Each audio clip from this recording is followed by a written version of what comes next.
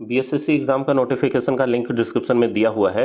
काल करे सो आज कर, आज करे सो अब, लास्ट में सर्वर फंस जाएगा, फॉर्म भरेगा कब? तो इंतजार नहीं करना है। देखो ये बहुत आसान सा क्वेश्चन है और इसको बहुत आसानी से हम लोग सॉल्व करेंगे। क्या कहा जा रहा है कि 65/x घटाओ 14 को एक पूर्णांक बनाने के लिए x का मान मिनिमम क्या होना चाहिए, न्यूनतम सबसे छोटा। तो भाई इस चारों ऑप्शन में सबसे छोटा तो -51 दिख रहा है। यहीं से हम लोग शुरू करते हैं चेक करना।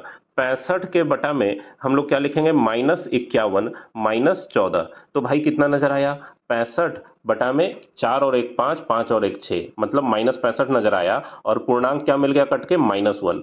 तो सबसे छोटा तो ऑप्शन बी ही था और इस पे हम लोग को पूर्णांक मिल गया, तो आंसर ऑप्शन नंबर बी ही होना चाहिए। इसके अलावा अगर किसी और पे भी पूर्णांक मिल जाए तो वो नहीं होगा, क्योंकि सबसे छोटा ऑप्शन नंबर बी है। तो क्या कहा जा रहा है कि कौन सा भिन्न पुनरावृत्ति दशमलव देगा।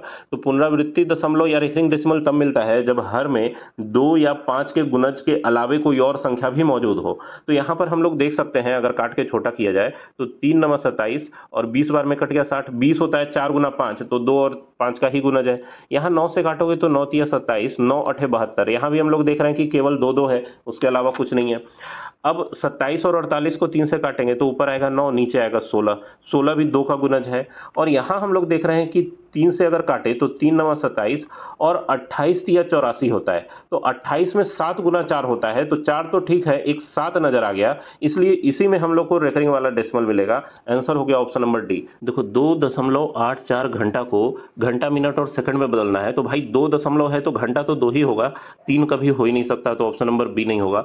अब देखो 0.84 है घंटा, तो इसको मिनट में बदलने के लिए 60 से गुना करना होगा, और 60 से गुना करोगे तो देखो यहाँ 100 का एक जीरो से जीरो कट गया, और 6 से गुना करेंगे तो क्या नजर आएगा, 6 चौका 24 का 4, बाकी 2, 8 6 48 और 2 50, और नीचे 10 बच रहा है तो एक अंक पर दशमलव होगा। अब देखो 50.4 देख के जल्दी जल्दी में ऑप्शन नंबर डी नहीं लगा देना है।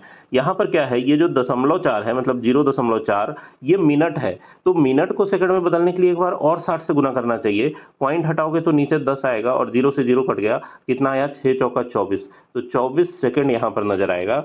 आंसर हो गया ऑप्शन नंबर सी। तो देखो इस तरह के क्वेश्चन को कैसे एग्जाम में आसानी से सॉल्व करना है। यहाँ पर रूट अंडर 75 है तो इसको 25 गुना 3 हम लोग लिख सकते हैं रूट अंडर में, और 363 है तो हम लोग देख सकते हैं कि 6 3 9 3 12 होता है, और 12 में 3 से लग रहा है तो इसमें भी 3 से लगना चाहिए, तो 3 से लगाओगे तो 3 गुना 121 नजर आएगा। अब देखो 25 का वर्गमूल तो होता है 5, तो ये 5 रूट 3 हो गया, जोड़ ये 121 का वर्गमूल 11 होता है।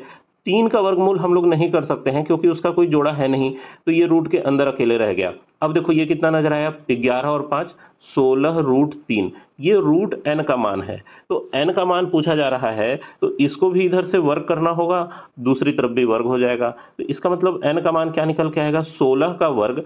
16 का वर्ग कितना होता है, 256, और गुना रूट 3 का वर्ग 3। अब 256 का 3 गुना अगर करोगे तो 25 या 75 से थोड़ा सा ज्यादा होना चाहिए। आंसर हो गया ऑप्शन नंबर सी। तो अगर मेथड समझ में आया हो तो चैनल को सब्सक्राइब करें। मिलते हैं नेक्स्ट वीडियो।